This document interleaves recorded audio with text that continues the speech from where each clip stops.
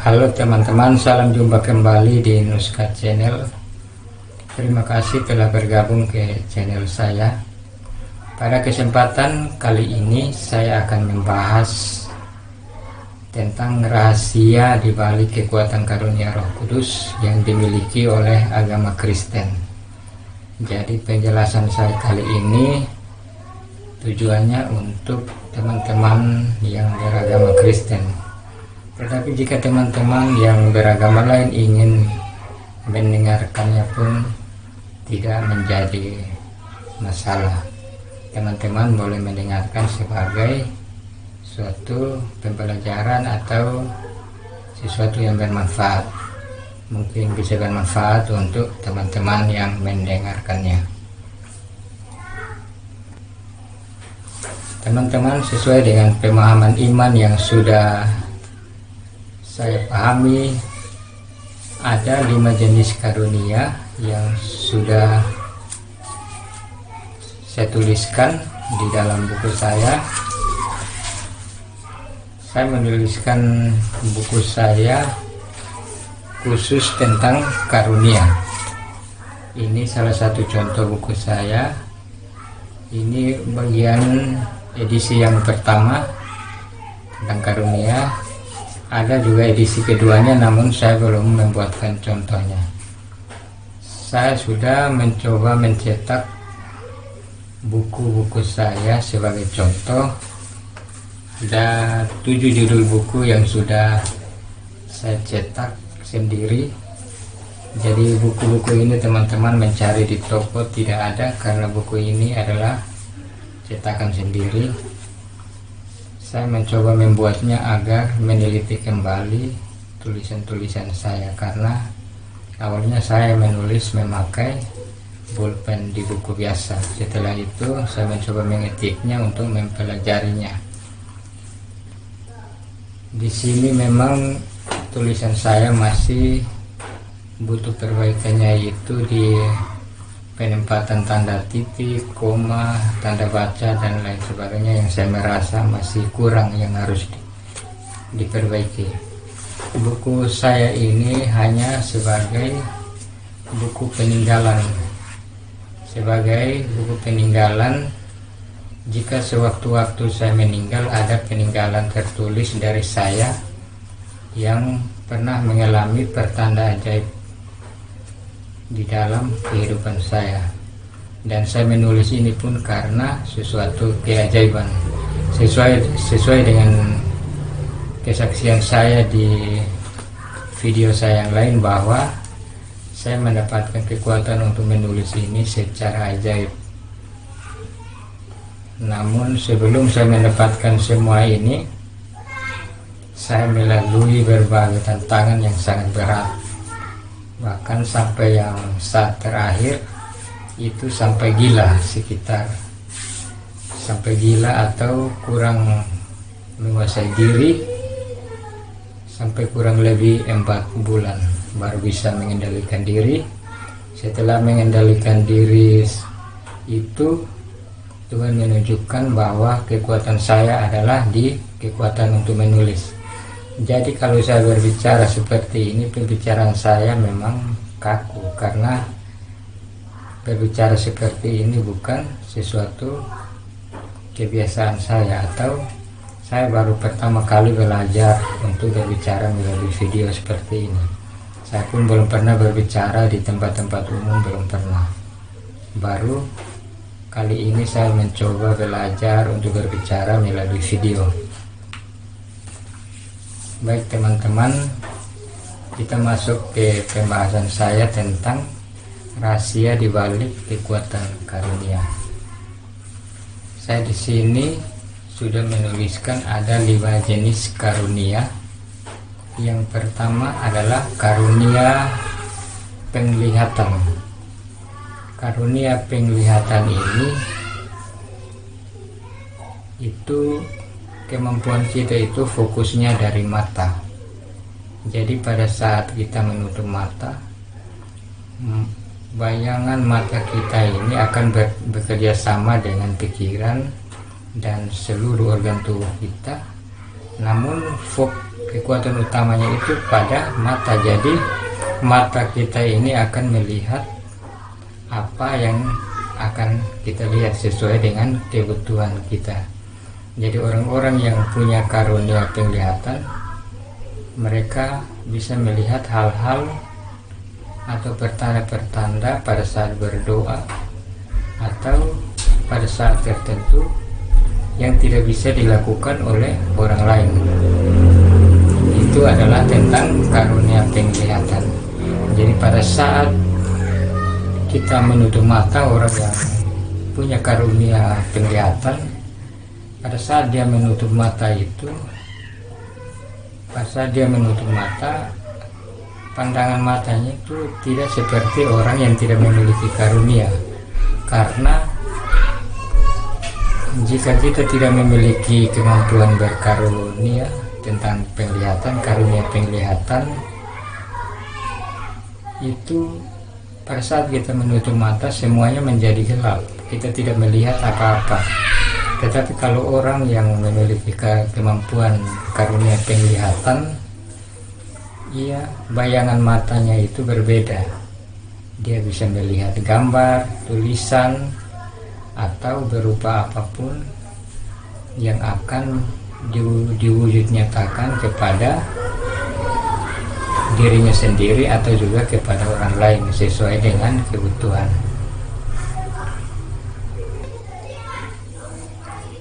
Karunia, jenis karunia yang kedua adalah karunia pendengaran. Jenis karunia pendengaran ini dia tidak punya kemampuan penglihatan, tetapi dia memiliki kemampuan untuk mendengarkan. Jadi apa yang ia dengarkan itu benar-benar dari suara Roh Kudus yang berkata-kata kepadanya. Bukan seperti anggapan orang-orang di luar sana yang tidak mengerti apa-apa tentang kekuatan karunia. Mereka beranggapan bahwa yang berbisik itu adalah jin atau setan dan lain sebagainya. Namun di sini saya ingin menjelaskan bahwa karunia pendengaran itu, suara itu berasal dari dalam diri. Karena Roh Kudus yang sesungguhnya itu berasal dari dalam diri. Jadi jika Roh Kudus itu sudah saatnya untuk menunjukkan rupanya kepada orang yang memiliki kemampuan karunia pendengaran tersebut, maka ia akan bisa mendengarkan suaranya di telinga.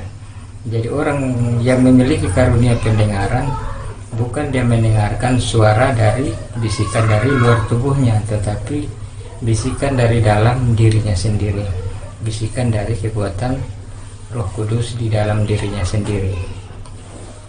Berbeda ya kekuatan karunia pendengaran dengan kemampuan orang-orang yang memiliki ilmu gaib, yang memiliki kemampuan batin, ilmu batin dan lain sebagainya. Itu berbeda. Karena karunia, orang yang memiliki karunia itu tujuannya itu untuk kebaikan, tujuannya itu untuk menolong orang lain, tujuannya itu untuk menyampaikan sesuatu yang bermanfaat untuk orang lain atau bermanfaat untuk orang itu sendiri saat itu juga atau di hari-hari yang akan datang. Itu tentang karunia pendengaran. Jadi pada saat orang yang memiliki karunia pendengaran itu dia berdoa, dia akan mendengarkan suara sesuai dengan apa yang dia doakan dan dia harapkan dan dia minta, maka suara itu akan memberitahukan kepadanya dan melalui telinganya. Dan suara yang ia dengarkan itu bisa berupa suara anak-anak, suara orang laki-laki dewasa, atau suara wanita sesuai keinginan, ataupun terjadi secara kehendak Allah. Ada yang tidak bisa menentukan suara, mau suara anak-anak atau suara laki-laki dewasa atau suara wanita, karena mungkin ada alasan tertentu. Tetapi jika orang itu mampu, maka dia bisa meminta suara itu dengan rupa-rupa tertentu. Itu punya kemampuan khusus, dan kemampuan seperti ini tidak dimiliki oleh sembarang orang, hanya orang-orang yang sudah ditentukan oleh Tuhan. Jenis karunia yang ketiga adalah karunia dari perasaan, dari feeling. Jadi jenis karunia ini dia tidak mendengarkan apa-apa, dia tidak melihat apa-apa, tetapi dia merasakan secara rohani, secara Roh Kudus di dalam dirinya. Dia dapat merasakan sesuatu untuk kepentingan dirinya dan juga untuk kepentingan orang lain. Jadi kemampuan seperti ini sama seperti kemampuan-kemampuan penglihatan dan pendengaran, namun ini berbeda. Dia terfokusnya ke feeling, jadi dia benar-benar merasakan tentang sesuatu. Itu sangat berbeda dengan sebelum ia memiliki karunia. Jadi orang yang memiliki karunia feeling ini, dari perasaan ini, berbeda dengan manusia biasa karena feelingnya berbeda. Dia bisa merasakan tentang sesuatu yang bermanfaat untuk dirinya sendiri atau untuk kepentingan bersama.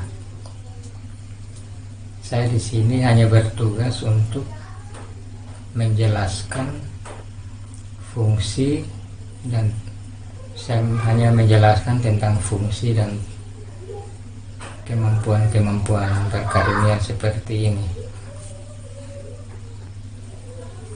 Jenis karunia yang keempat adalah karunia dengan kekuatan pikiran. Karunia dengan kekuatan pikiran ini, dia tidak mendengarkan apa-apa, tidak melihat apa-apa,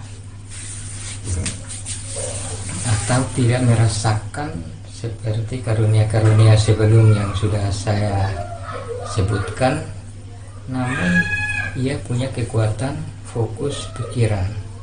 Jadi apapun yang hendak ia lakukan itu semua terfokus pada pikiran, entah menyembuhkan penyakit atau beragam keperluan lain. Karena Roh Kudus berbicara, namun Roh Kudus telah menaruh pembicaraan di kemampuan pikirannya, sehingga apa yang ia pikirkan itu betul-betul dari apa yang dipikirkan oleh Roh Kudus yang sudah menuntunnya itu.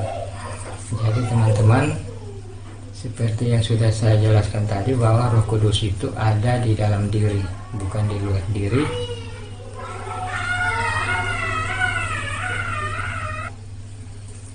Jenis karunia yang kelima adalah karunia dari gerak-gerik tubuh. Jadi jenis karunia ini, gerak-gerik tubuh ini, seperti punya kemampuan suara, didapatkan karena kekuatan karunia, atau punya kekuatan tangan, punya kekuatan kaki, atau punya kekuatan hidung. Hidung ini maksudnya punya kekuatan untuk menyerap seperti energi negatif atau energi positif atau sesuatu apapun dapat dirasakan melalui hidung. Jadi teman-teman, semua jenis karunia ini, ada 5 yang sudah saya sebutkan ini, semua tujuan utamanya itu adalah untuk menolong diri sendiri. Yang paling utama itu untuk menolong diri sendiri, setelah itu menolong orang lain. Jika karunianya yang didapat tidak bisa untuk menolong orang lain, paling tidak menolong dirinya sendiri untuk tidak melakukan kesalahan-kesalahan yang melanggar kehendak Tuhan. Jadi teman-teman, dari kelima jenis karunia yang sudah saya sebutkan, karunia penglihatan, karunia pendengaran, karunia dari feeling atau perasaan, karunia dari kekuatan pikiran, karunia dari gerak-gerik tubuh, tidak menutup kemungkinan bahwa satu orang bisa merasakan semua jenis karunia tersebut, karena roh Roh Kudus memberikan kemampuan setiap orang berbeda-beda. Jadi bisa juga orang tersebut bisa karunia penglihatan, bisa pendengaran, bisa sekaligus seperti itu karena semua adalah ketentuan Tuhan. Atau bisa juga ia merasakan kelima jenis karunia. Jadi teman-teman, seperti yang berkembang pesat saat ini tentang mujizat penyembuhan terjadi di mana-mana, orang hanya menjamah dan sembuh, itu termasuk dalam karunia Roh Kudus secara gerak-gerik tubuh. Jadi dia sudah melakukan doa dan pada dia punya kekuatan dari tangan, sebenarnya seluruh tubuh sudah memiliki daya untuk menyembuhkan.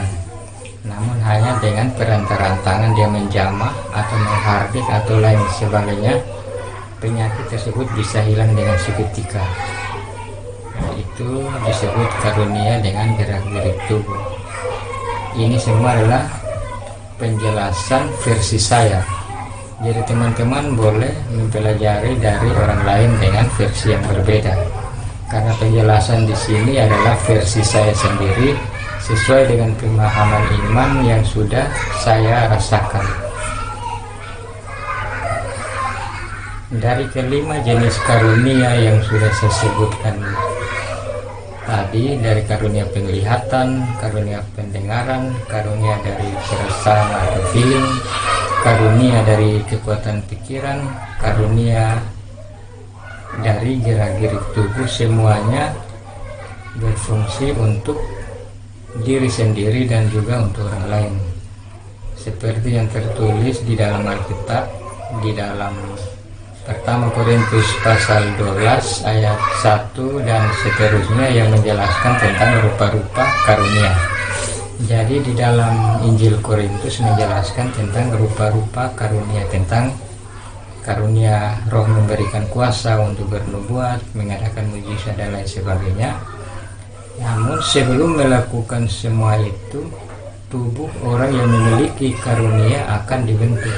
Jadi tidak semudah itu dia menyatakan diri bahwa dia bernubuat, atau dia menyatakan diri sebagai seorang yang melakukan mujizat atau melakukan penyembuhan secara ajaib.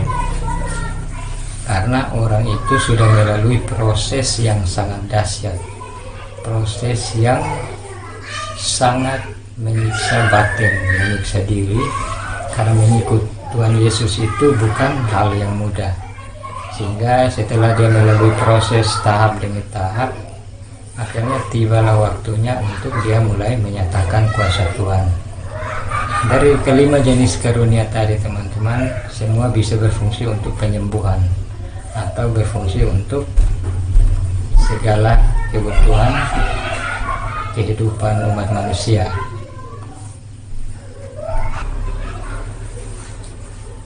Dan juga informasi buat teman-teman bahwa orang yang memiliki kemampuan untuk menyembuhkan secara ajaib maupun melalui kekuatan doanya secara perlahan-lahan berangsur-angsur menjadi pulih, itu mereka memang sudah ditentukan oleh Tuhan, karena di tubuh mereka itu punya daya tarik tersendiri. Saya sendiri menyebutnya itu adalah punya kekuatan daya tarik gaib, daya tarik secara roh Allah. Jadi pada saat dia menginginkan orang itu sembuh, maka penyakit dari orang itu akan terserap masuk ke tubuhnya.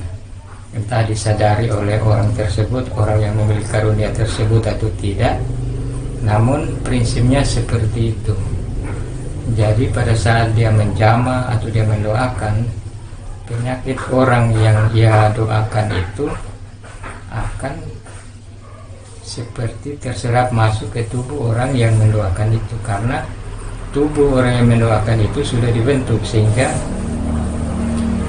penyakit itu sudah masuk ke tubuh orang yang mendoakan dan menjadi hilang.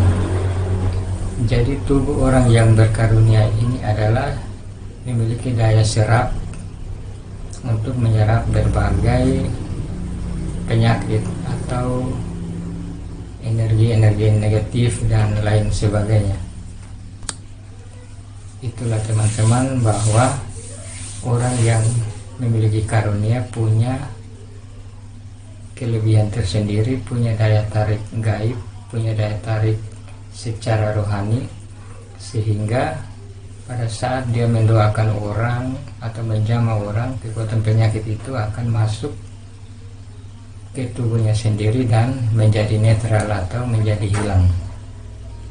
Itulah prinsipnya teman-teman. Jadi penyakit itu tidak lari kemana-mana, tetapi masuk kembali ke tubuh orang yang mendoakan itu, setelah itu menjadi netral dan hilang, karena tubuh orang yang mendoakan itu sudah dibentuk oleh Tuhan untuk menerima semua itu.